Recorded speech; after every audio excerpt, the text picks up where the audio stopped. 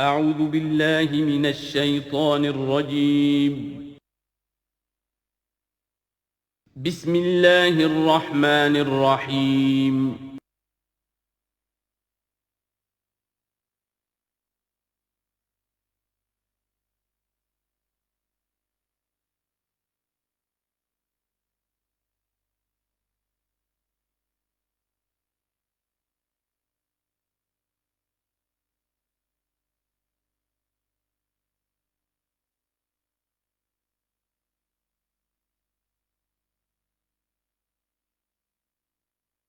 الحمد للہ وکفیٰ والصلاة والسلام علی عبادہ الذین اصطفیٰ،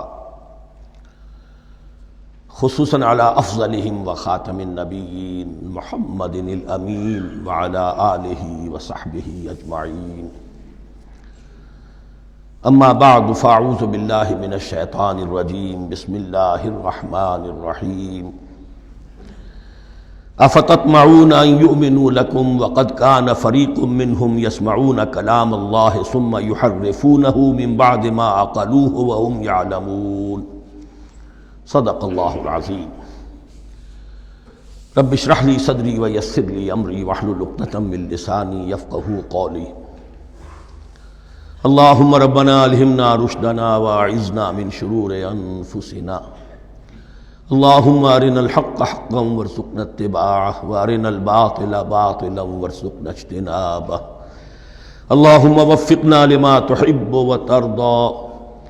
اللہم ربنا آنس وحشتنا فی قبورنا وارحمنا بالقرآن العظیم. اللہم اجعلہ لنا اماما ونورا وہدا ورحمہ. اللہم ذکرنا منہ ما نسینا وعلمنا منہ ما جہلنا وارزقنا تلاوته آناء اللیل وآناء النہار واجعلہ لنا حجتا یا رب العالمین آمین. اب تک ہم نے سورہ بقرہ کے 8 رکوع اور اس پر مستزاد صرف 3 آیات کا مطالعہ کیا ہے. آج میں چاہتا ہوں کہ ہماری رفتار قدرے تیز ہو. تو یہ جو سلسلہ مضمون چل رہا ہے، خطاب بے امت سابقہ امت مسلمہ بنی اسرائیل، ان کے ساتھ خطاب کا سلسلہ سورہ بقرہ میں 5ویں رکوع سے شروع ہوا اور 15ویں رکوع کے آغاز تک چلے گا. یہ 10 رکوع ہیں. عرض کر چکا ہوں بار بار، اور اس کو میں چاہتا ہوں آپ اچھی طرح ذہن نشین کر لیں کہ اس میں سے پہلا رکوع جو ہے وہ دعوت کا ہے، وہ بہت فیصلہ کن ہے.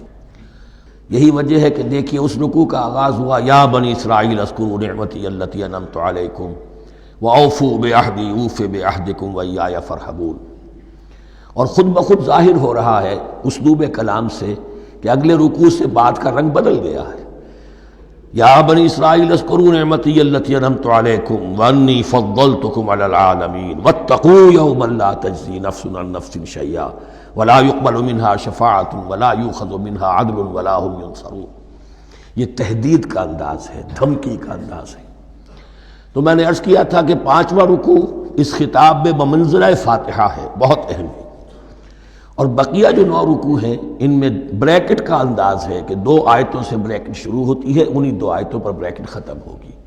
یہ ملامت کا خطاب ہے اور ان کے خلاف ایک مفصل فرد قرارداد جرم جو ہے وائد کی گئی ہے، جس کے نتیجے میں وہ اس منصب سے معزول کر دیے گئے جس پر 2000 برس سے فائز تھے، اور ان کی جگہ پر اب امت محمد، نئی امت مسلمہ علی صاحب الصلاۃ والسلام، اب اس کا نصب، اس کی انسٹالیشن اور اس کی انسٹالیشن سیریمنی کے طور پر تحویل قبلہ کا معاملہ. یہ ربط کلام اگر سامنے نہ رہے تو انسان کھو جاتا ہے قرآن مجید کی طویل صورتوں کو پڑھتے ہوئے کہ بات کہاں سے چلی تھی، کدھر جا رہی ہے، کیا ربط ہے، کیا تعلق ہے، سیاق کلام کیا ہے. اس کو میں اس لیے بار بار، حالانکہ مجھے معلوم ہے کہ وقت کم ہے، لیکن میں اس چیز کو زیادہ اہمیت دے رہا ہوں. اب ان 9 رکوعوں کے مضامین میں کچھ تو واقعات ہیں، تم نے یہ کیا، تم نے یہ کیا، تم نے یہ کیا. ظاہر بات ہے ترجمہ تو کرنا ہوگا، کچھ مختصر وضاحت بھی کرنی ہوگی، لیکن ان کے تفصیل میں جانے کی ضرورت نہیں. لیکن آپ نے دیکھا کہ کچھ واقعات کے بعد پھر کچھ ایسے یونیورسل ٹروتھس بیان ہوئے ہیں، ایسے عظیم حقائق کہ جو ابدی حقائق ہیں ان کا کسی وقت سے، کسی قوم سے، کسی خاص گروہ سے تعلق نہیں، وہ تو اصول ہیں، سنت اللہ ہم انہیں کہہ سکتے ہیں۔ یہ اللہ کے جو عام قوانین ہیں، قواعد ہیں اس کائنات میں، ایک تو قوانین ہے طبعیہ، فزیکل لاز، ایک مورل لاز ہے کہ جو اس دنیا میں اللہ تعالیٰ کی طرف سے کار فرما ہے۔ تو جہاں وہ مورل لاز آتے ہیں جنہیں آپ کہا کرتے تھے جب بچپن میں کہانی پڑھی اور کہانی کے بعد لکھا اس کا مورل لیسن کیا ہے، اس کہانی سے سبق کیا حاصل ہوا، تو تھوڑے تھوڑے وقفے کے بعد وہ آیات آتی ہیں کہ جو اس گویا کہ اس سلسلہ کلام کے اندر یہ انتہائی اہمیت کی حامل ہیں، اس لیے کہ وہ یونیورسل اہمیت کی حامل ہیں، اور ان میں در حقیقت ایک رہنمائی پوشیدہ ہے موجودہ امت مسلمہ کے لیے۔ مثلا جتنا حصہ ہم اب تک پڑھ چکے ہیں ان میں سے پہلے تو وہ آیت یاد کیجئے، وَضُرِبَتْ عَلَيْهِمُ الذِّلَّةُ وَالْمَسْكَنَةُ وَبَاءُوا بِغَضَبٍ مِّنَ اللَّهِ۔ معلوم ہوا کہ ایسا ہو سکتا ہے کہ ایک امت مسلمان ہو، اس پر اللہ کے بڑے فضل ہوئے ہوں، بڑا اکرام ہوا ہو، بہت انعام ہوا ہو، پھر وہ اپنی بے عملی یا بد عملی کے باعث اللہ تعالیٰ کے غضب کی مستحق ہو جائے اور ذلت اور مسکنت اس پر تھوپ دی جائے۔ یہ ایک یونیورسل ٹروتھ وہاں سے نکل آیا کہ ہمیں سوچنا ہوگا، یہ ایک لمحہ فکریہ ہے امت مسلمہ کیا کہ کیا ہم تو کہیں آج اس پوزیشن میں نہیں ہیں۔ حدیث میں آپ کو سنا چکا ہوں، لَيَأْتِيَنَّ عَلَىٰ أُمَّتِي مَا أَتَىٰ عَلَىٰ بَنِي إِسْرَائِيلَ حَسْبَ النَّعْلِ بِالنَّعْلِ۔ دوسرا اسی طرح کا یونیورسل ٹروتھ والا مقام تھا آخری جو ہم نے کل پڑھا ہے، ثُمَّ قَسَتْ قُلُوبُكُمْ وَهِيَ كَالْحِجَارَةِ أَوْ أَشَدُّ قَسْوَةً۔ کسی مسلمان امت کا یہ حال بھی ہو سکتا ہے کہ ان کے دل اتنے سخت ہو جائیں کہ سختی میں پتھروں کو اور چٹانوں کو مات دے جائیں۔ یہ بھی ایک کیفیت ہے جو سامنے آئی، حالانکہ قوم وہ ہے انی فضلتکم علی العالمین، از کجا تاب کجا، لیکن یہ حقیقت بھی ہمارے سامنے آئی کہ یہ چیزیں جو ہیں اپنی جگہ پر امکانات میں سے ہیں۔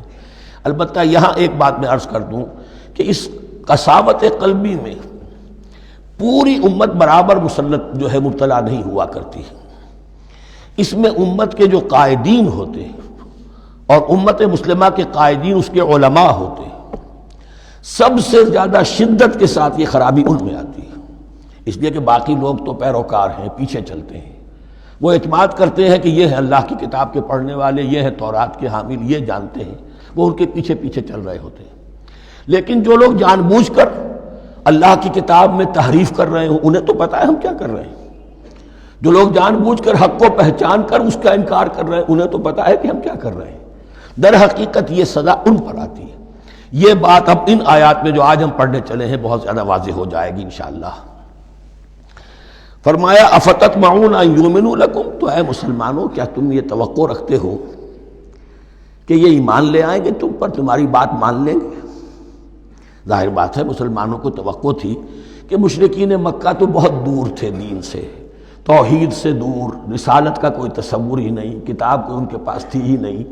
یہ تو یہود ہیں اور ان کے پاس تو کتاب رہی ہے، یہ موسیٰ کے ماننے والے ہیں، یہ توحید کے علم بردار ہیں، یہ آخرت کا بھی اقرار کرتے ہیں، تو انہوں کو جھٹپٹ مان لینا چاہیے۔ تو جو مسلمانوں کے دل میں، عام مسلمانوں کے دل میں جو حسن ظن تھا، اب در حقیقت یہ اس کو ایڈریس کیا جا رہا ہے، افتطمعون ان یؤمنوا لکم، تمہیں بڑی طمع ہے، کوشش ہے، تمہاری خواہش ہے، آرزو ہے، تمنا ہے، توقع ہے کہ یہ بات مان لے گے تمہاری۔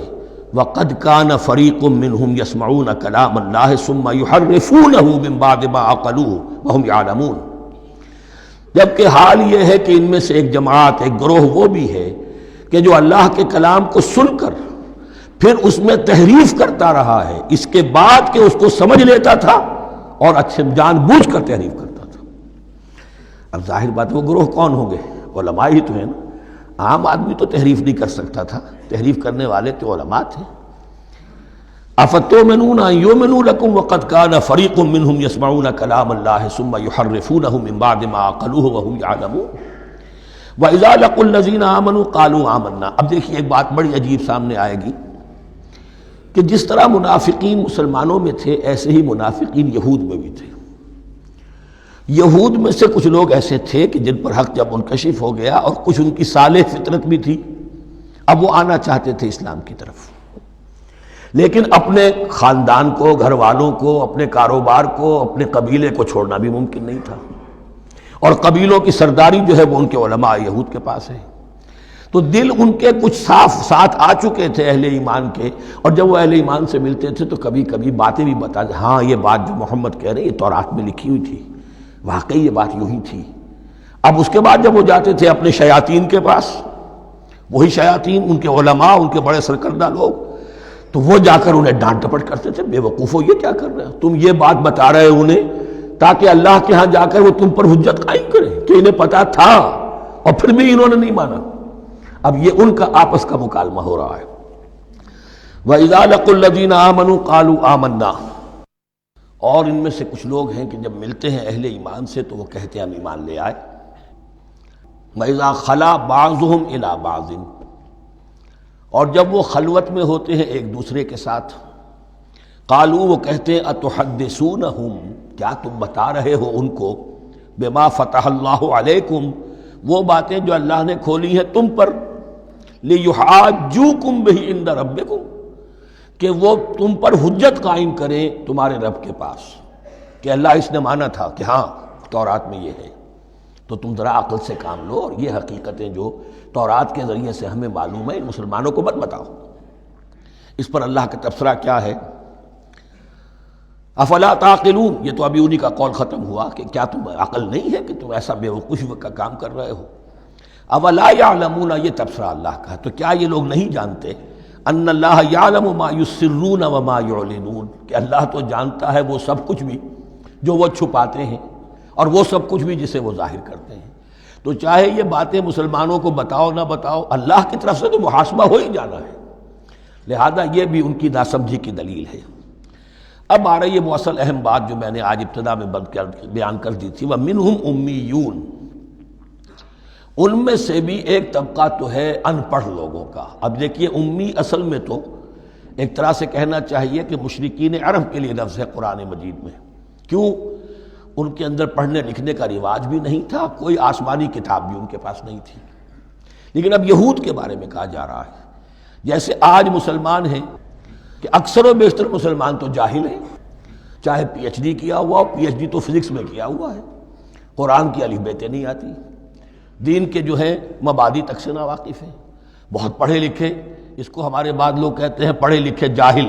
آج کی عظیم اکثریت مسلمانوں کے پڑھے لکھے مسلمانوں کی وہ پڑھے لکھے جاہلوں پر مشتمل ہے، اس میں شامل کر لیجئے ہماری اکثریت جو ہے ہی بغیر پڑھی لکھی، تو اب انہیں کیا پتہ، وہ تو سارا اعتماد کریں گے علماء پر، کوئی بریلوی ہیں بریلوی علماء پر اعتماد کریں گے، کوئی دیوبندی ہیں وہ دیوبندی علماء پر اعتماد کریں گے، کوئی اہل حدیث ہیں وہ اہل حدیث علماء پر اعتماد کریں گے۔ منہم امیون، اب امیون کا سہارا کیا ہوتا ہے؟ منہم امیون لا یعلمون الکتاب الا امانیہ، وہ کتاب سے تو واقف نہیں ہوتے، اپنی کچھ خواہشات ہیں کہ جن کو جانتے ہیں۔ یہ خواہشات بعد میں کھل جائے گا، یہ خواہشات کیا ہیں؟ ہم تو اسرائیلی ہیں، ہم تو اللہ کے محبوب ہیں، ہم تو امت محمد میں ہیں، ہماری تو شفاعت ہو ہی جائے گی، یہ امانی ہے۔ تلک امانیہم، اور ہمیں تو جہنم میں داخل کیا بھی تو تھوڑے سے عرصے کے لیے، ہمیں نکال لیا جائے گا، یہ امانی ہے۔ تو ان کے پاس تو یہ تو ان امانی، امنیہ کہتے ہیں خواہش، امانی اس کی جمع ہے، یہ اپنی خواہشات، انگریزی کا لفظ صحیح تعبیر کرے گا وشفل تھنکنگ، یہ اپنی اس وشفل تھنکنگ کے سہارے جی رہے ہیں، علم ان کے پاس ہے ہی نہیں۔ وَإِنْهُمْ إِلَّا يَظُنُّونَ، اور وہ نہیں کچھ کر رہے مگر ظن و تخمین، گمان ہے، ان کے اپنے من گھڑت خیالات ہیں۔ فَوَيْلٌ لِّلَّذِينَ يَكْتُبُونَ الْكِتَابَ بِأَيْدِيهِمْ، تو اصل ہلاکت اور بربادی اور ویل کے بارے میں بعض روایات یہ بھی آئی ہیں کہ وہ جہنم کا وہ طبقہ ہے جس سے خود جہنم پناہ مانگتی ہے، سخت ترین۔ تو وہ ویل، وہ تباہی جو ہے ان کے لیے ہے جو کتاب لکھتے ہیں اپنے ہاتھ سے، ثم یقولون ھذا من عند اللہ، اور پھر کہتے ہیں یہ اللہ کی طرف سے ہے، لیشتروا بہ ثمنا قلیلا، تاکہ حاصل کر لیں اس سے کچھ بڑی گھٹیا سی حقیر سی قیمت، یعنی فتویٰ نویسی جس کا معاملہ ہے۔ اب کوئی شخص آیا، اس نے ایک رائے پوچھی، انہوں نے اپنا جو بھی ہے وہ لکھا اور کہا یہی دین کا تقاضا ہے، بس یہی علم ہے، یہی اللہ کی بات ہے۔ اب اس میں کتنا کچھ واقعتاً انہوں نے صحیح بات کہی ہے، کتنی ہٹ درمی سے کام لیا ہے، کتنی کسی رشوت کے مبنی کو رائے دی ہے، خود بدلتے نہیں قرآن کو بدل دیتے ہیں، ہوئے کس درجہ فقیہان حرم بے توفیق، تو یہ ان کے علماء کا کردار تھا۔ ثم يقولون هذا من عند الله ليشتروا به ثمنا قليلا فويل لهم مما كتبت ايديهم، تو ہلاکت اور بربادی ہے ان کے لیے اس چیز سے کہ جو ان کے ہاتھوں نے لکھی، وویل لهم مما يكسبون، اور ان کے لیے ہلاکت اور بربادی ہے اس کمائی سے جو وہ کر رہے ہیں۔ یہ سارا دھندا جو ہے فتویٰ فروشی کا اور دین فروشی کا، اس کے لیے تباہی وہ اپنے لیے مول لے رہے ہیں، اس سے کوئی ان کو اللہ تعالیٰ کے ہاں کوئی اجر و ثواب نہیں ملے گا۔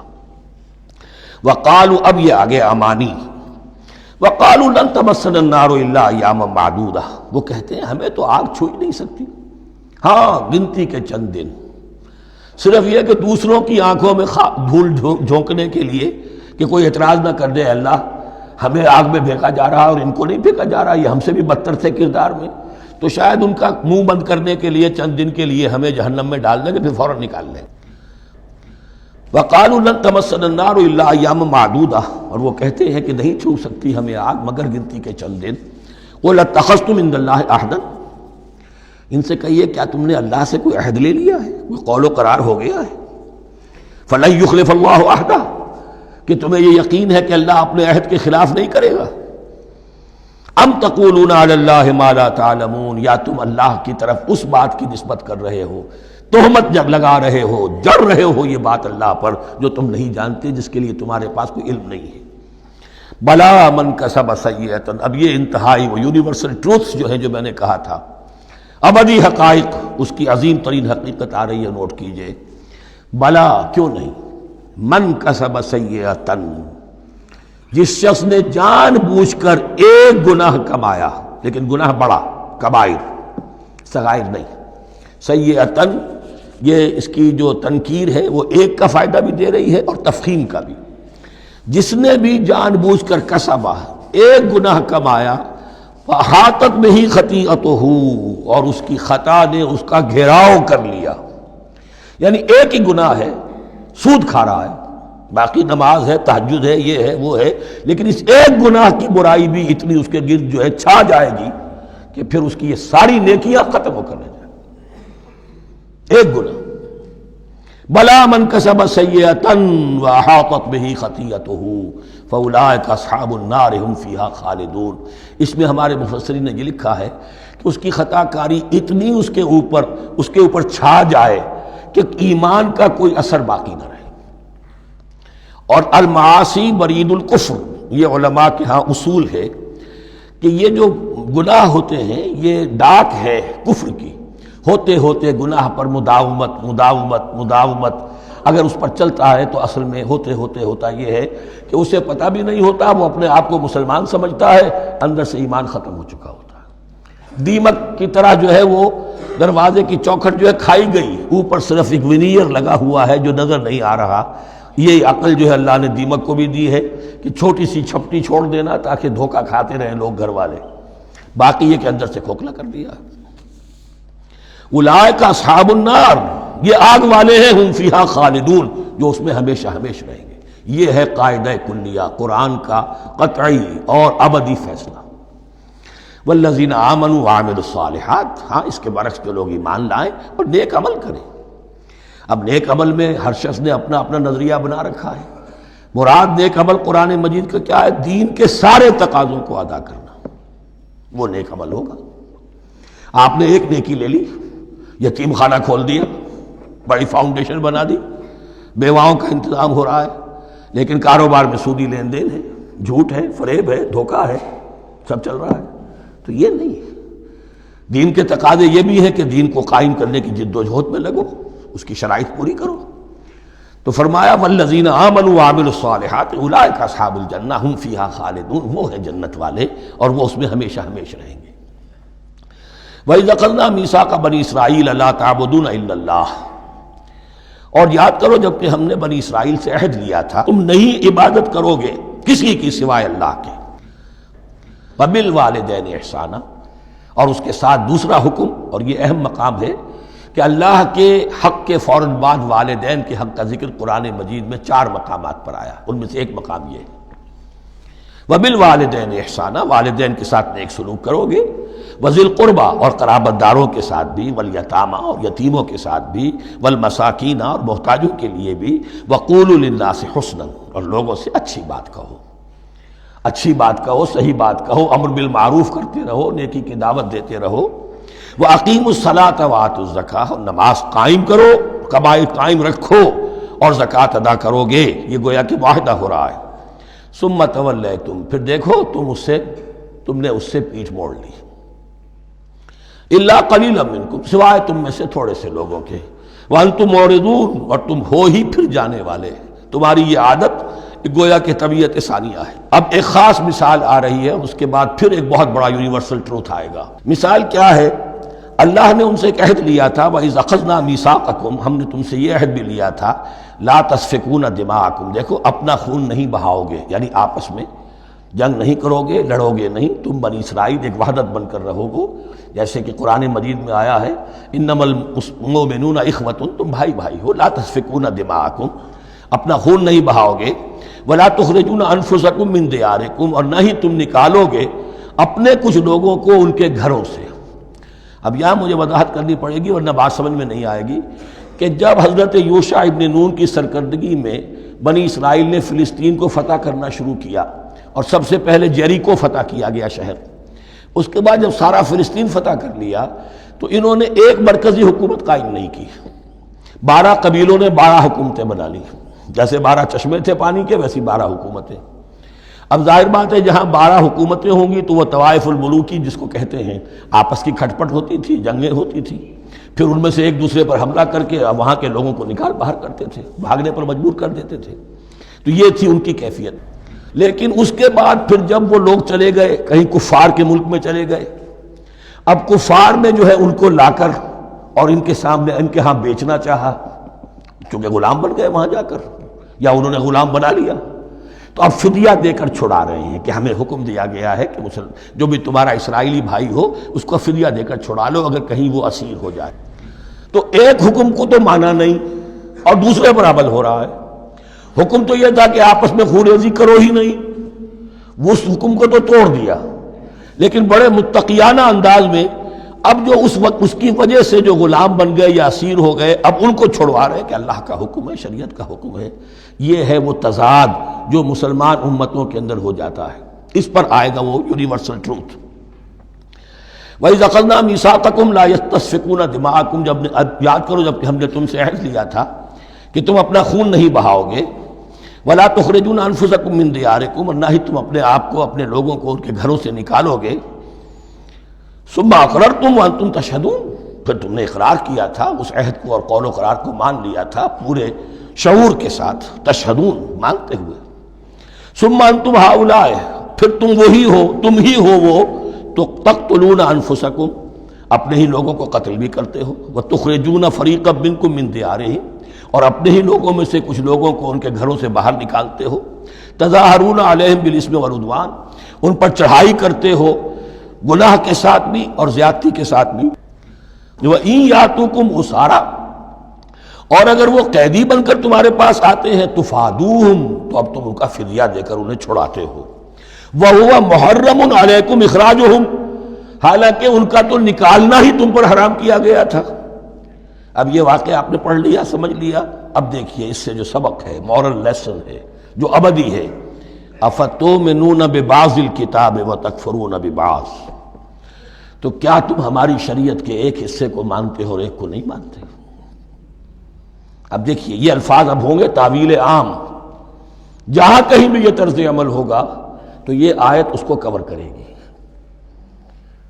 افتؤمنون ببعض الکتاب وتکفرون ببعض تو کیا تم مانتے ہو ہماری کتاب کے ایک حصے کو اور ایک کو نہیں مانتے؟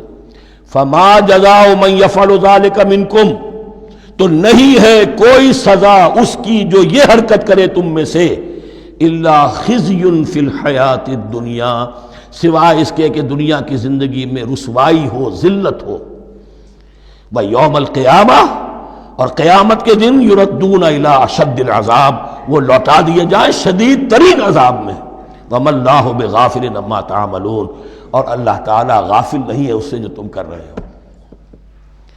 آج امت مسلمہ پر 100% یہ آیت منطبق ہو رہی، پورے دین پر چلنے کو تیار نہیں۔ ہر گروہ نے کوئی ایک شے حلال کر لی اپنے لیے۔ ملازم پیشہ طبقہ ہے، رشوت حلال ہے، کیا کرے، اس کے بغیر گزارا نہیں ہوتا۔ کاروباری طبقہ ہے، سود، کیا کرے، اس کے بغیر تو یہ کاروبار چلتا نہیں۔ ہر ایک کے لیے، ہر ایک نے تو نیکی اور بدی کا ایک امتزاج ہے۔ کل دین جب تک وہ نہ ہو تو اس کی سزا یہ ہے خزی فی الحیات الدنیا، وہ ہمارے اوپر ہے۔ ضربت علیہم الذلۃ والمسکنہ، وہ خز اور وہ ذلت المسکنہ تھوپ دی گئی ہے۔ باقی رہ گیا قیامت کا معاملہ، وَيَوْمَ الْقِيَامَةِ يُرَدُّونَ إِلَىٰ أَشَدِّ الْعَذَابِ، شدید ترین عذاب میں۔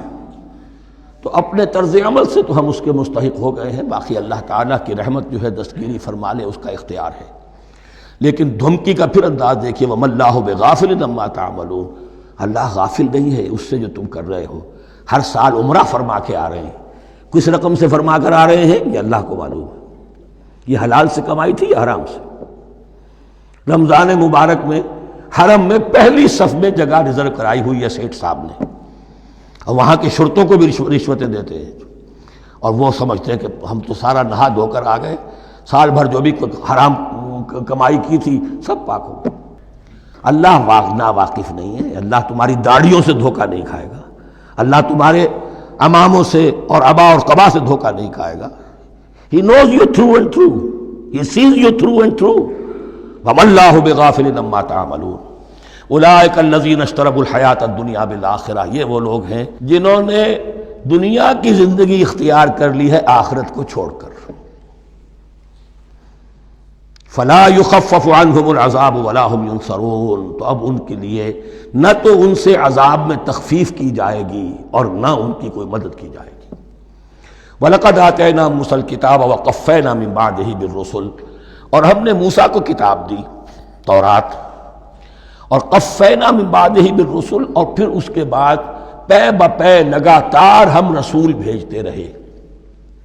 ایک بات نوٹ کر لیجئے گا، لفظ رسول اور لفظ نبی میں کچھ فرق ہے، اس وقت تفصیل میں جانے کا موقع نہیں ہے، لیکن یہ تین جوڑے الفاظ کے ایسے ہیں قرآن مجید کی اصطلاحات کے کہ وہ تینوں مترادف کے طور پر بھی استعمال ہو جاتے ہیں اور علیحدہ علیحدہ اپنا مفہوم بھی رکھتے ہیں۔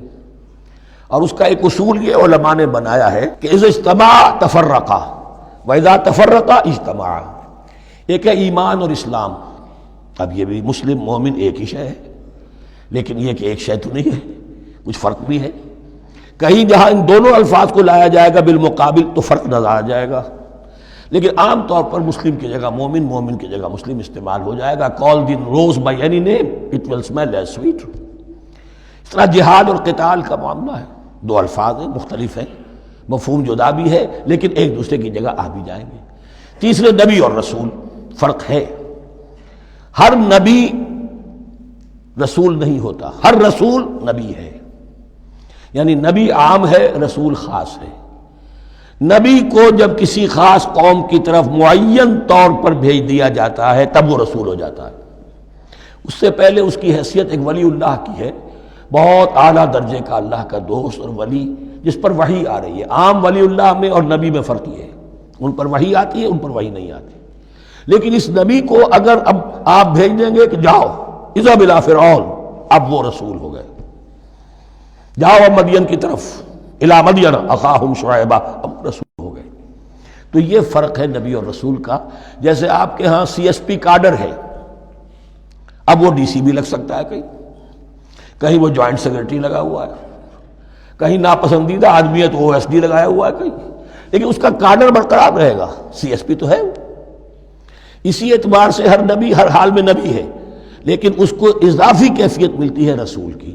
اور ایک بات یہ نوٹ کر لیجئے، نبیوں کو قتل بھی کیا گیا ہے، رسول قتل نہیں ہو سکتے۔ اللہ کا فیصلہ یہ ہے کہ لاغلبن انا ورسولی، میں اور میرے رسول تو غالب آ کر رہیں گے۔ جب بھی کسی قوم نے کسی رسول کی جان لینے کی کوشش کی ہے، اس قوم کو برباد کر دیا گیا اور رسول اور اس کے ساتھیوں کو بچا لیا گیا۔ یہ معاملہ ہوا ہے اللہ کا تمام رسولوں کے ساتھ، نبیوں کے ساتھ نہیں۔ حضرت یحییٰ نبی تھے، قتل کر دیے گئے۔ حضرت عیسیٰ رسول تھے، قتل نہیں کیے جا سکتے تھے، ان کو زندہ آسمان پر اٹھا لیا گیا۔ اب وہی دوبارہ آئیں گے۔ تو رسول جو ہے وہ قتل نہیں ہوتا، اور اسی اعتبار سے حضور کی بڑی گہری تمنا تھی، لَوَدِدتُّ أَنْ أُقْتَلَ فِي سَبِيلِ اللَّهِ ثُمَّ أُحْيَا ثُمَّ أُقْتَلَ ثُمَّ أُحْيَا، میری بڑی خواہش ہے میں اللہ کی راہ میں قتل ہو جاؤں، پھر زندہ کیا جاؤں، پھر قتل کیا جاؤں، پھر اللہ کی راہ میں پھر زندہ کیا جاؤں، پھر قتل کیا جاؤں۔ لیکن اللہ نے یہ خواہش آپ کی پوری نہیں کی، اس لیے کہ آپ اللہ کے رسول تھے۔ اب یہاں نوٹ کیجئے گا، یہاں لفظ رسول تو آ گیا ہے لیکن یہ نبی کے معنی میں ہے۔ قفینا من بعدہ بالرسل، اس لیے کہ رسول حضرت موسیٰ کے بعد حضرت عیسیٰ ہی ہے، درمیان میں پروفٹس ہیں، profits of the old testament, یہ انبیاء ہیں، لیکن ان کے لیے لفظ رسول آ گیا ہے۔ وَآتَيْنَا عِيسَى ابْنَ مَرْيَمَ الْبَيِّنَاتِ وَأَيَّدْنَاهُ بِرُوحِ الْقُدُسِ، اور ہم نے عیسیٰ کو بڑی واضح نشانیاں دیں، حصی معجزات جتنے حضرت مسیح کو دیے گئے ہیں ویسے اور کسی نبی کو نہیں دیے گئے۔ یہ بعد میں تذکرہ آ جائے گا سورہ آل عمران میں۔ اور ہم نے مدد کی ان کی روح القدس کے ساتھ، حضرت جبرائیل کی خاص تائید انہیں حاصل تھی۔ ظاہر بات ہے، میں نے عرض کیا ہے کہ جو معجزہ ہوتا ہے وہ کسی نبی کی اپنی طاقت سے اس کا ظہور نہیں ہوتا، رسول کے کسی طاقت سے، یا کرامت کسی ولی اللہ کے اپنے اختیار میں نہیں ہوتی، یا اللہ کی طرف سے، اور اس کے لیے ظہور جو ہوتا ہے وہ فرشتوں کے ذریعے سے۔ ایدناہ بروح القدس افکلما جاءکم رسول بما لا تہوی انفسکم، اب یہاں پر تبصرہ ہو رہا ہے، جو بھی کچھ یہود نے کیا حضرت مسیح کے ساتھ وہ چونکہ معلوم ہے اس کا تذکرہ نہیں کیا، صرف اس پر تبصرہ ہو رہا ہے۔ تو جب بھی کبھی تمہارے پاس کوئی رسول آیا، بما لا تہوی انفسکم، وہ چیز لے کر جو تمہارے جیوں کو، تمہارے من کو بھائی نہیں، اچھی نہیں لگی، استکبرتم، تم نے استکبار کیا، وہی استکبار جو عزازیل نے کیا تھا اور ابلیس بن گیا، ابا واستکبر، استکبرتم ففریقا کذبتم وفریقا تقتلون، تو کچھ کو تو تم نے صرف ان کی تردید ہی کی اور کچھ کو تم نے قتل بھی کیا، تقتلون، تو یہ انبیاء کے قتل ہو سکتا ہے۔ اور نمبر دو ایک رائے یہ دی گئی ہے، تقتلون جو ہے قتل تم نہیں آیا ہے، یہ فعل مضارع ہے، اور فعل مضارع کے اندر ایک فعل جاری رہتا ہے، ختم نہیں ہوتا، گویا کہ تم قتل کرنے کی کوشش کرتے رہے۔ بعض لوگوں کی تو جان کے در پہ ہو گئے۔ وقالوا قلوبنا غلف، اور انہوں نے کہا ہے کہ ہمارے دل تو غلافوں کے اندر بند ہیں۔ یہ اس کو ملائیے پہلی آیت جو آج ہم نے پڑھی ہے، افتطمعون ان یؤمنوا لکم، تو اے مسلمانوں کیا تم یہ توقع رکھتے ہو اور چاہتے ہو کہ یہ تمہاری بات مان لیں گے؟ ان کی اس خواہش کے جواب میں جو وہ کہتے تھے وہ یہ قول ہے، وقالوا قلوبنا غلف، ہمارے دل غلافوں میں ہیں، میاں تمہاری بات ہم پر اثر نہیں کر سکتی، جاؤ کسی اور سے بات کرو۔ آج بھی آپ کو یہ الفاظ سننے کو مل جائیں گے، قلوبنا غلف، ہمارے دل تو غلافوں میں ہیں، بڑے مضبوط ہیں، مستحکم ہیں، تمہاری بات اس میں گھر کر ہی نہیں سکتی۔ بل لعنہم اللہ بکفرہم، یہ ہے تبصرہ، جس کو یہ کہہ رہے ہیں کہ ہمارے دل محفوظ ہیں اور غلافوں میں ہیں، حقیقت میں تو ان پر لعنت ہو چکی ہے اللہ کی طرف سے ان کے کفر کی وجہ سے۔ فقلیلا ما یؤمنون، تو واقعتاً اب کم ہی ہوں گے ان میں سے جو ایمان لائیں گے۔ وَلَمَّا جَاءَهُمْ كِتَابٌ مِّنْ اللَّهِ مُصَدِّقٌ لِّمَا مَعَهُمْ، اب یہاں پر ذکر ہو رہا ہے خود حضور صلی اللہ علیہ وسلم کا، اور جب آ گئی ان کے پاس کتاب اللہ کے پاس سے، یعنی یہ قرآن، مصدق لما معہم، جو اس کی تصدیق کرتے ہوئے آیا جو ان کے پاس ہے۔ میں اس کی وضاحت کر چکا ہوں، قرآن ایک طرف تصدیق کرتا ہے تورات اور انجیل کی، اور دوسری طرف وہ مصداق بن کر آیا ہے تورات اور انجیل کی پیشن گوئیوں کا۔ وَكَانُوا مِن قَبْلُ يَسْتَفْتِحُونَ عَلَى الَّذِينَ كَفَرُوا، اور ان کا حال یہ تھا کہ وہ آخری کتاب اور آخری نبی کے حوالے اور واسطے سے اللہ تعالیٰ سے فتح کی دعائیں کیا کرتے تھے کافروں کے خلاف۔ ہوتا کیا تھا کہ یہ تین قبیلے مدینے میں آ گئے کہ جو یہودی تھے، بنو قینقاع، بنو نذیر اور بنو قریظہ، اسی میں وہاں رہتے تھے اوس اور خزرج جو یمن سے آئے تھے، اصل عربی قبائل تھے، پھر آس پاس کے قبائل بھی تھے، وہ سب کے سب امیین میں سے تھے، ان کے پاس نہ کوئی کتاب، نہ کوئی شریعت، نہ کسی نبوت سے آگاہ۔ اب ان کے آپس میں جب لڑائیاں ہوتی تھیں اور یہ مار کھاتے تھے، سرمایہ دار تھے، دولت والے تھے، عام طور پر بزدل تھے، لہذا جب بھی کبھی مقابلہ ہوتا تھا مار کھاتے تھے۔ تو وہاں یہ کہا کرتے تھے کہ ابھی تو تم ہمیں مار لیتے ہو، دبا لیتے ہو، نبی آخری زمان کی آنے کا وقت آ چکا ہے، وہ نئی کتاب لے کر آئیں گے، جب وہ آئیں گے ہم ان کے ساتھ ہو کر جب تم سے جنگ کریں گے تو تم ہمیں شکست نہیں دے سکو گے، ہمیں فتح حاصل ہوگی۔ اور دعا کیا کرتے تھے اللہ اس نبی آخر الزماں کا ظہور جلد ہو تاکہ اس کے واسطے سے اور اس کے ذریعے سے اس کے صدقے ہمیں فتح مل سکے. یہ دعائیں تھیں. چونکہ خزرج اور اوس کے لوگوں نے ان کی یہ دعائیں سنی ہوئی تھیں. یہی وجہ ہے کہ حج میں سن 11 نبوی کے حج میں یا سن 10 نبوی کے حج میں جب وہاں پر 6 آدمیوں سے حضور نے بات کی جو خزرج کے تھے سب کے سب، انہوں نے کلنکھیوں سے ایک دوسرے کو دیکھا، معلوم ہوتا ہے یہ وہی نبی ہے جن کا ذکر یہ یہودی کرتے ہیں. تو اس سے پہلے کہ وہ ایمان لائے تم ایمان لے آؤ. گویا کہ وہ علم بالواسطہ طور پر جو انہیں پہنچا تھا وہ ان کے لیے کتنا بڑا سرمایہ بن گیا، ان کی نجات کا ذریعہ بن گیا. اور وہ علم جو ان کے پاس تھا تعصب کی وجہ سے اور تکبر کی وجہ سے وہ اسی طرح رہ گئے. فَذَهَبَ اللَّهُ بِنُورِهِمْ وَتَرَكَهُمْ فِي ظُلُمَاتٍ لَا يُبْصِرُونَ صُمٌّ بُكْمٌ عُمْيٌ فَهُمْ لَا يَرْجِعُونَ. وَلَمَّا جَاءَهُمْ كِتَابٌ مِّنْ عِندِ اللَّهِ مُصَدِّقٌ لِّمَا مَعَهُمْ وَكَانُوا مِن قَبْلُ يَسْتَفْتِحُونَ عَلَى الَّذِينَ كَفَرُوا فَلَمَّا جَاءَهُم مَّا عَرَفُوا كَفَرُوا. تو جب ان کے پاس آ گئے وہ چیز جسے انہوں نے پہچان لیا پھر انہوں نے کفر کیا. فَلَعْنَةُ اللَّهِ عَلَى الْكَافِرِينَ. تو اللہ کی لعنت ہے ایسے کافروں پر. بِئْسَ مَا اشْتَرَوْا بِهِ أَنفُسَهُمْ أَن يَكْفُرُوا بِمَا أَنزَلَ اللَّهُ بَغْيًا أَن يُنَزِّلَ اللَّهُ مِن فَضْلِهِ عَلَى مَن يَشَاءُ مِنْ عِبَادِهِ. بہت بری شے ہے جس کے عوض کہ انہوں نے اپنی جانوں کو فروخت کر دیا. یعنی دنیا کا حقیر سا نفع، یہاں کی حقیر سی مسندیں، یہاں کا جو بھی چودراہٹیں ہیں، جو بھی ان کی حیثیت ہے، صرف اس کا قربانی دینے کو تیار نہیں. یہی تو سبب ہے، اس کی وجہ سے کفر کر رہے ہیں پہچان کر. تو بری ہے وہ شے جس کے لیے انہوں نے اپنے آپ کو بیچ دیا. ان یکفروا کہ وہ کفر کر رہے ہیں اس وجہ سے بما انزل اللہ بغیا جو اللہ نے نازل فرمایا ہے. اور کفر کیوں کر رہے ہیں؟ اس زدم زدہ میں ان ینزل اللہ من فضلہ علی من یشاء من عبادہ کہ اللہ تعالیٰ نے نازل کر دیا ہے اپنے اس فضل میں سے اپنے بندوں میں سے جس پر چاہا. وہ اس امید میں تھے کہ وہ اسرائیلی ہی ہوگا. جب 1400 برس تک نبوت ہمارے پاس رہی، اب فترت کا زمانہ ہے، 600 برس گزر گئے، اب آخری نبی آنا ہے. ان کو گمان یہ تھا وہ ہم میں سے ہی ہوگا.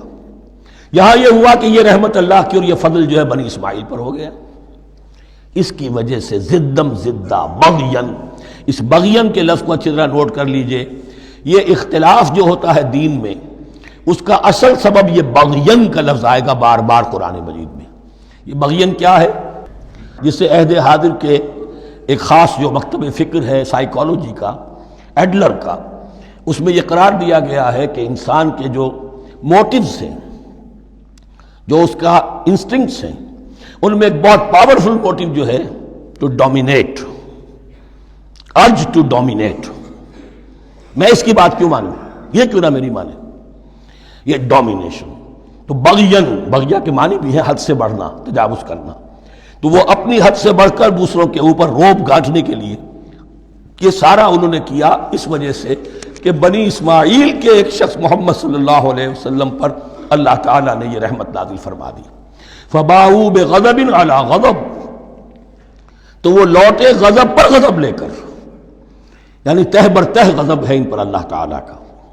وَلِلْكَافِرِينَ عَذَابٌ مُّهِينٌ. اور ایسے کافروں کے لیے اہانت آمیز، مہین اہانت سے بنا ہے، اہانت آمیز عذاب ہے. وَإِذَا قِيلَ لَهُمْ آمِنُوا بِمَا أَنزَلَ اللَّهُ. اور جب ان سے کہا جاتا ایمان لاؤ اس پر جو اللہ نے نازل فرمایا، قَالُوا نُؤْمِنُ بِمَا أُنزِلَ عَلَيْنَا. ہم ایمان رکھتے ہیں اس پر جو ہم پر نازل ہوا. وَيَكْفُرُونَ بِمَا وَرَاءَهُ. اور وہ کفر کر رہے ہیں جو اس کے پیچھے ہے. انہوں نے انجیل کا کفر کیا، حضرت مسیح کو نہیں مانا. انہوں نے محمد کا کفر کیا ہے صلی اللہ علیہ وسلم، اور قرآن کو نہیں مانا. وَهُوَ الْحَقُّ مُصَدِّقًا لِمَا مَعَهُمْ. اور وہ کفر کر رہے ہیں حالانکہ وہ حق ہے، سچ ہے، درست ہے، اور تصدیق کرتے ہوئے آیا ہے اس کی جو ان کے پاس ہے. قل اے نبی ان سے کہیے فَلِمَ تَقْتُلُونَ أَنبِيَاءَ اللَّهِ. یہاں وہ لفظ واضح ہو گیا. تو پھر کیوں تم قتل کرتے رہے ہو اللہ کے نبیوں کو من قبل، اس سے پہلے.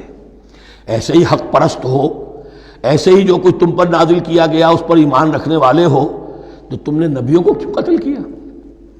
تم نے زکریا کو کیوں قتل کیا علیہ الصلوۃ والسلام؟ تم نے یحییٰ کو کیوں قتل کیا علیہ الصلوۃ والسلام؟ تمہارے تو ہاتھ جو ہیں نبیوں کے خون سے آلودہ ہیں. فَلِمَ تَقْتُلُونَ أَنْبِيَاءَ اللَّهِ مِنْ قَبْلِ إِن كُنتُم مُؤْمِنِينَ، اگر واقعتاً تم ایمان والے ہو. وَلَقَدْ جَاءَكُم مُوسَىٰ بِالْبَيِّنَاتِ، تمہارے پاس موسیٰ آئے تھے کھلی تعلیمات لے کر، واضح معجزے لے کر. ثُمَّ اتَّخَذْتُمُ الْعِجْلَ مِن بَعْدِهِ، پھر تم نے اس کے بعد اس کی غیر حاضری میں بچھڑے کو اپنا معبود بنا لیا. وَأَنْتُمْ ظَالِمُونَ، اور تم ظالم ہو. وَإِذْ أَخَذْنَا مِيثَاقَكُمْ وَرَفَعْنَا فَوْقَكُمُ الطُّورَ، یاد کرو جب کہ ہم نے تم سے عہد لیا تھا اور تمہارے اوپر کوہ طور کو معلق کر دیا تھا. خُذُوا مَا آتَيْنَاكُمْ بِقُوَّةٍ، پکڑو اس کو مضبوطی کے ساتھ جو ہم نے تمہیں دیا ہے. وَاسْمَعُوا، اور سنو. قَالُوا سَمِعْنَا وَعَصَيْنَا، انہوں نے کہا ہم نے سنا اور نافرمانی کی. یہ ان کی ایک اور بیماری تھی، الفاظ کو ذرا سا چکر دے کر ایسے پڑھنا کہ مفہوم جو ہے بالکل بدل جائے. کوئی اعتراض کہے تو کہے گا کوئی شخص کہ اپنے کانوں کا جا کے میل نکلوائیے، میں نے تو اطعنا کہا تھا، آپ کو عصینا سننے میں آ گیا. لیکن وہ اپنے لوگ جو ہوتے تھے ان کے منافقوں کے، اور آپس میں جو ہوتے تھے وہی منافق اس وقت حضرت موسیٰ کے ساتھ کردار تو ایک ہی رہا ہے ہمیشہ سے.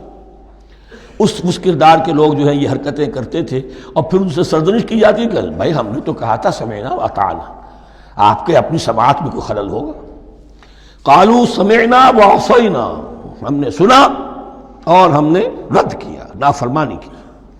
وَأُشْرِبُوا فِي قُلُوبِهِمُ الْعِجْلَ بِكُفْرِهِمْ، اور ان کے اس کفر کی پاداش میں یا کفران نعمت کی سزا کے طور پر ان کے دلوں میں بچھڑے کی محبت اور تقدس جو ہے وہ پلا دیا گیا.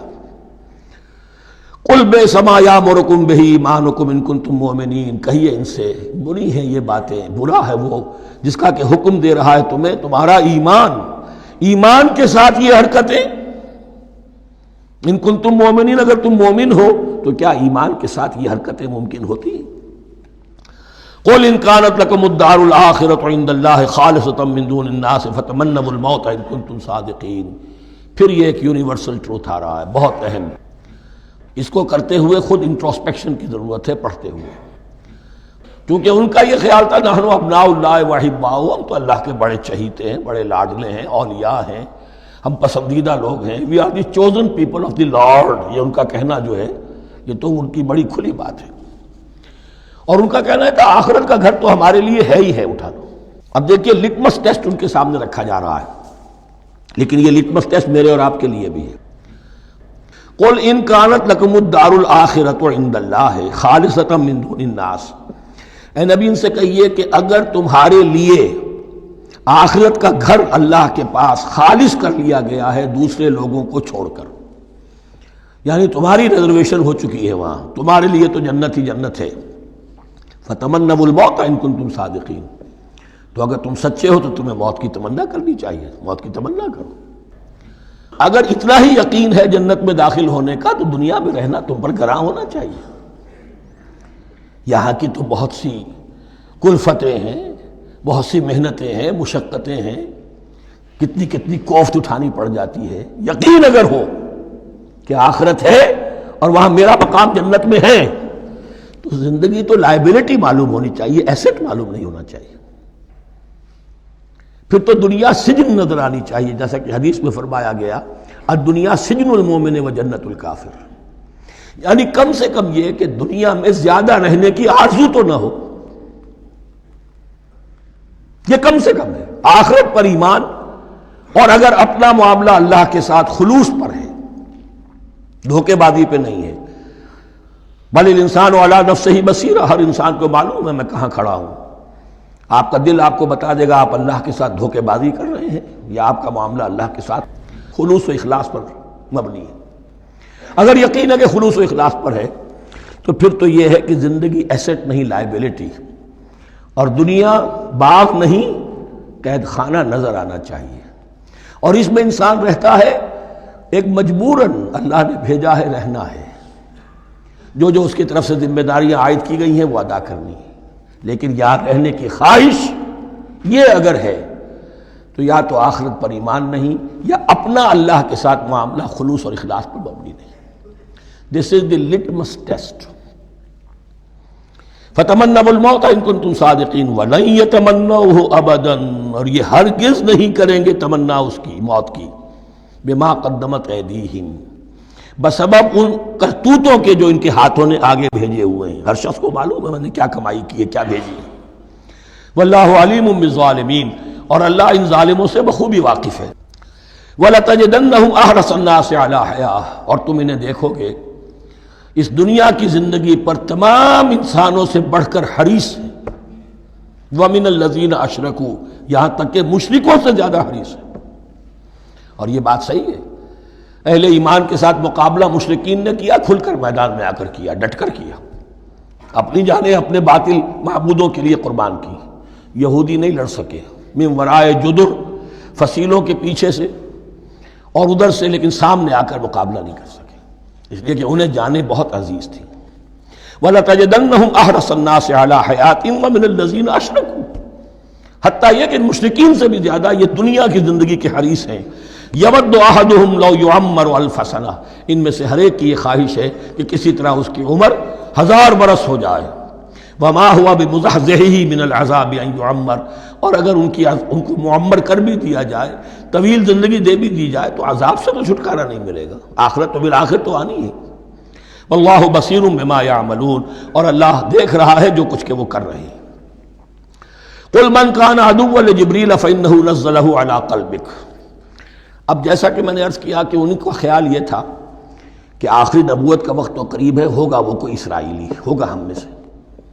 معاملہ ہو گیا تلپٹ، اللہ نے ان کی آزمائش اتنی بڑی کر لی کہ جنہیں حقیر سمجھتے تھے، بڑی امیین ہیں، ان پڑھ ہیں، نہ ان کے پاس کتاب، نہ کوئی شریعت، نہ کوئی قانون، نہ کوئی ضابطہ، کچھ بھی نہیں، اللہ نے ان میں سے ایک آدمی کو، ایک شخص کو چن لیا۔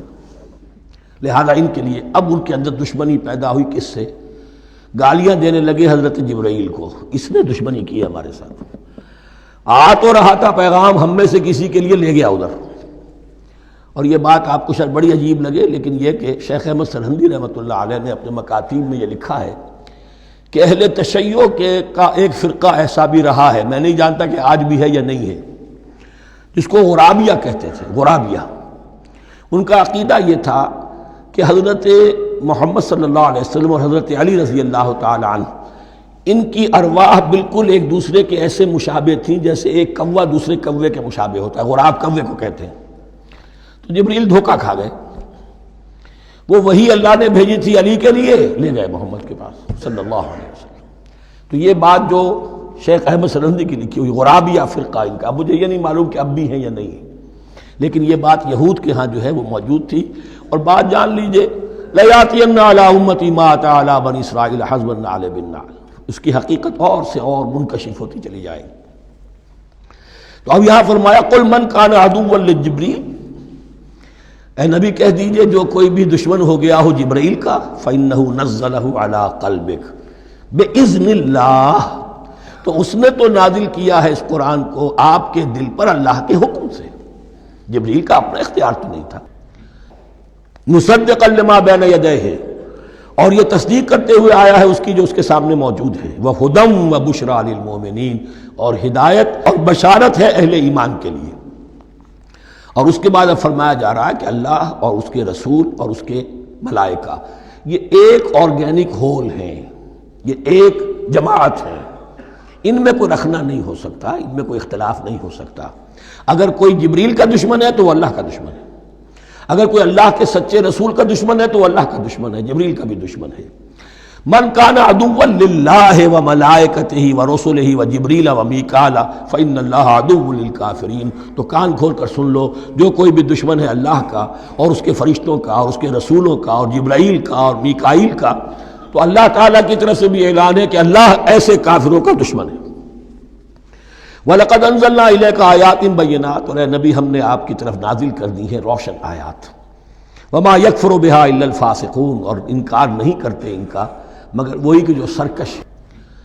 وَمَا يُضِلُّ بِهِ إِلَّا الْفَاسِقِينَ، تیسرے رکوع میں جو سورہ بقرہ کے الفاظ آئے تھے۔ أَوَكُلَّمَا عَاهَدُوا عَهْدًا نَبَذَهُ فَرِيقٌ مِّنْهُمْ، تو جب بھی کبھی انہوں نے کوئی عہد کیا، اللہ سے میثاق کیا، اللہ کے رسولوں سے کوئی عہد کیا، نَبَذَهُ فَرِيقٌ مِّنْهُمْ، ان میں سے ایک گروہ نے اس معاہدے کو پھینک دیا اٹھا کر۔ بل اکثرهم لا یؤمنون، بلکہ ان کی اکثریت جو ہے ایمان سے خالی ہے، جیسا کہ حال آج امت مسلمہ کا ہے۔ مسلمان ہیں، ایمان حقیقی، ایمان قلبی، یقین والا ایمان وہ کتنوں کو حاصل ہے؟ ڈھونڈ اب ان کو چراغ رخ زیبا لے کر۔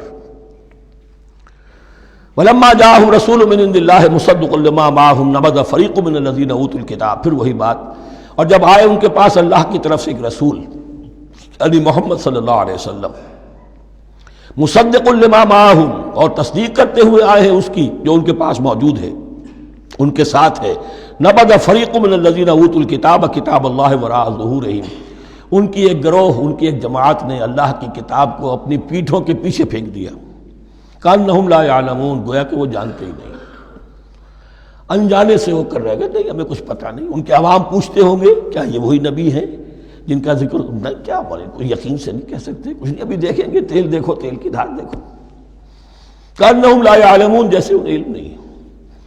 وَاتَّبَعُوا مَا تَتْلُو الشَّيَاطِينُ عَلَىٰ مُلْكِ سُلَيْمَانَ، اب ایک اور حقیقت نوٹ کیجئے، جب کسی مسلمان امت میں دین کی اصل حقیقت، اصل تعلیمات سے بہت پیدا ہوتا ہے تو رجحان کدھر ہو جاتا ہے؟ جادو، ٹونا، ٹوٹکا، تعویذ، عملیات، قرآن کی عملیات۔ قرآن اترا تھا کسی اور کے لیے، کام کے لیے، یہ اس کو ذریعہ بناتے ہیں دشمن کو زیر کرنے کے لیے۔ محبوب آپ کے قدموں میں آ کر گرے گا، عمل قرآنی ہے، اتنے 100 روپے کا آپ لے جائیے تو مل جائے گا۔ یہ دندے ہمارے ابھی چل رہے ہیں، خوب چلتے ہیں، اور میں سمجھتا ہوں کہ سب سے زیادہ فلرشنگ کاروبار جو ہے وہ اس طرح کا ہے۔ ہینگ لگے نہ پھٹکڑی، نہ آپ کو کوئی اس میں محنت کرنے کی ضرورت ہے، نہ اس کے اندر آپ کو انویسٹ کرنے کی ضرورت ہے، اور کاروبار چلتا ہے۔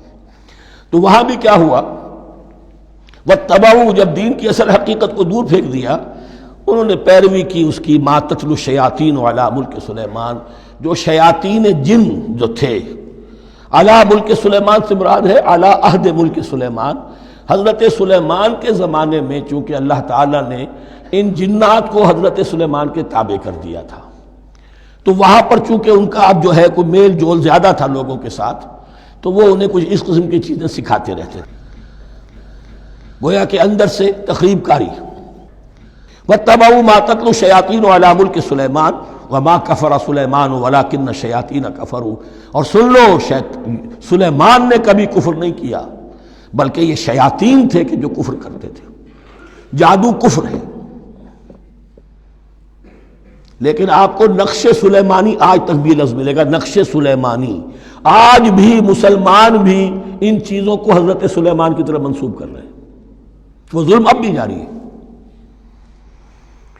وما کفر سلیمان ولکن الشیاطین کفروا یعلمون الناس السحر، وہ لوگوں کو جادو سکھاتے تھے۔ وما انزل علی الملکین ببابل ہاروت و ماروت، اور جو کچھ نازل کیا گیا 2 فرشتوں پر، ہاروت اور ماروت پر، بابل میں۔ بابل یہ ہے پرانا عراق، بیبلونیا، نبوکدنضر بھی بیبلونیا کا بادشاہ تھا، نمرود بھی بیبلونیا کا بادشاہ تھا، عراق کے بادشاہوں کا لقب ہی تھا نمرود، نماردہ اس کی جمع ہے۔ تو حضرت سلیمان کی حکومت جب تھی تو وہاں پر یہ لوگ جنات جو ہیں وہ اس قسم کی تخریب کاری کر رہے تھے، تو اللہ تعالیٰ نے آخری آزمائش کے لیے 2 فرشتوں کو زمین پر اتارا، اور وہ انسانی شکل میں لوگوں کو جادو سکھاتے تھے، بتاتے بھی جاتے تھے دیکھو جادو کفر ہے، ہم سے مت سیکھو، لیکن اس کے باوجود لوگ سیکھتے تھے، تو گویا کہ ان پر اتمام حجت ہو گیا کہ اب ان کے اندر خباثت جو ہے پوری طریقے سے گھر کر چکی ہے۔ وما یعلمان من احد، اور وہ نہیں سکھاتے تھے کسی کو بھی، حتی یقولا انما نحن فتنۃ فلا تکفر، یہاں تک کہ وہ کہہ دیتے تھے کہ دیکھو ہم تمہاری آزمائش کے لیے بھیجے گئے ہیں، ہم فتنہ ہیں تو تم کفر مت کرو۔ فیتعلمون منہما ما یفرقون به بین المرء وزوجہ، تو وہ سیکھتے تھے ان دونوں سے وہ شے کہ جس کے ذریعے سے تفریق کر سکے ایک شخص اور اس کی بیوی کے درمیان، تفرقہ ڈالنا گھروں کے اندر، فساد۔ اب بھی یہ عورتوں کے اندر یہ کام بڑی تیزی کے ساتھ چلتے ہیں، تعویذ اور دھاگے اور کیا کچھ گنڈے چلتے ہیں۔ وما هم بضارین بہ من احد، اور نہیں تھے وہ ضرر پہنچانے والے کسی کو کچھ بھی الا باذن اللہ۔ ایمان کا تقاضا یہ ہے کہ چاہے کوئی دوا ہو وہ بھی باذن رب کام کرے گی، ورنہ نہیں۔ کوئی اور اسباب طبیعیہ ہیں، ان کے بھی اثرات ظاہر ہوں گے اگر اللہ چاہے گا، اس کے بغیر کچھ نہیں ہو سکتا۔ جادو کا بھی اثر ہوگا تو اللہ کے اذن سے ہوگا۔ تو بندہ مومن کو ڈٹے رہنا چاہیے اور مقابلہ کرنا چاہیے۔ وما هم بضارین به من احد الا باذن اللہ ویتعلمون ما یضرهم ولا ينفعهم، اور وہ سیکھتے تھے ان سے وہ چیزیں جو ان کے لیے مضرت بخش تھی، ضرر پہنچانے والی، اور انہیں نفع نہیں پہنچاتی تھی۔ وَلَقَدْ عَلِمُوا لَمَنِ اشْتَرَاهُ مَا لَهُ فِي الْآخِرَةِ مِنْ خَلَاقٍ، حالانکہ یہ بات ان کے علم میں آ چکی تھی کہ جس نے بھی اس چیز کو حاصل کیا، جادو سیکھا، اس کا پھر آخرت میں کوئی حصہ نہیں ہے۔ وَلَبِئْسَ مَا شَرَوْا بِهِ أَنفُسَهُمْ، اور بری تھی وہ چیز جس کے لیے انہوں نے اپنے آپ کو فروخت کر دیا۔ لَوْ كَانُوا يَعْلَمُونَ، کاش کہ انہیں علم ہوتا۔ وَلَوْ أَنَّهُمْ آمَنُوا وَاتَّقَوْا، اور اگر وہ ایمان رکھتے اور تقوی کی روش اختیار کرتے، لَمَثُوبَةٌ مِّنْ عِندِ اللَّهِ خَيْرٌ، تو بدلہ پاتے اللہ کی طرف سے بہت ہی اچھا، بہت خیر۔ لَوْ كَانُوا يَعْلَمُونَ، کاش کہ ان کو معلوم ہوتا۔ یا ایھا الذین آمنوا لا تقولوا رائنا وقولوا انظرنا واسمعوا، اب ایک اور مثال ان کی، وہ تو تھے منافقین بنی اسرائیل جن کا ذکر ہوا، سمعنا وعصینا۔ اب یہاں یہ منافقین جو یہاں پر مسلمانوں میں شامل ہو گئے تھے، یہود کے زیر اثر لوگ، اور آ گئے ہیں مسلمانوں میں بھی، اب ان کا معاملہ کیا تھا؟ جب حضور صلی اللہ علیہ وسلم کی محفل میں بیٹھتے تھے تو جیسے ہوتا ہے، آپ نے کوئی بات فرمائی تو اگر فرض کیجئے کہ ادھر کے لوگوں نے نہیں سنی، بات سمجھ میں نہیں آئی، تو وہ ان سے درخواست کرتے تھے رعاینا، حضور ذرا ہماری رعایت کیجئے، بات کو دوبارہ دہرا دیجئے، ہماری سمجھ میں نہیں آیا۔ اب اس کا وہ کیا کرتے تھے یہودی، یا یہ ان کے یہودیوں کے زیر اثر منافقین، رعاینا، اے ہمارے چرواہے، گویا کہ دل میں خوش ہو رہے ہیں، خباثت نفس اس کو غذا مل رہی ہے، ہم نے تو رعاینا کہہ دیا۔ کسی نے اگر ٹوک دیا، بابا میں نے رعاینا کہا تھا، معلوم ہوتا ہے آپ کی سماعت میں کوئی خلل پیدا ہو چکا ہے، یہ انداز تو مسلمانوں سے کہا جا رہا ہے۔ یہ واحد آیت ہے اس پورے سلسلے میں جس میں خطاب یا ایھا الذین آمنوا سے ہے، لیکن اصل میں روح سخن اب بھی بنی اسرائیل کی شرارت ہے۔ یا ایھا الذین آمنوا لا تقولوا رعاینا وقولوا انظرنا واسمعوا، دیکھو تم اس لفظ کو چھوڑ دو، اے اہل ایمان تم مت کہا کرو رعاینا، تم کہا کرو انظرنا، اے نبی ہماری طرف توجہ فرمائیے، یا ہمیں مہلت دیجیے۔ نظر کے دونوں معنی ہیں، دیکھنا، ہمیں دیکھیے، اور انتظار بھی اسی سے بنا ہے، ذرا سی مہلت دیجیے۔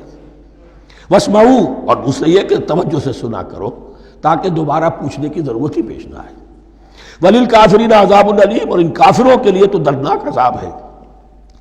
ما یود الذین کفروا من اہل الکتاب ولا المشرکین ان ینزل علیکم من خیر من ربکم، اور نہیں چاہتے وہ لوگ کہ جنہوں نے کفر کیا ہے اہل کتاب میں سے اور مشرکین میں سے بھی، کہ نازل ہو تم پر کوئی بھی خیر تمہارے رب کی طرف سے۔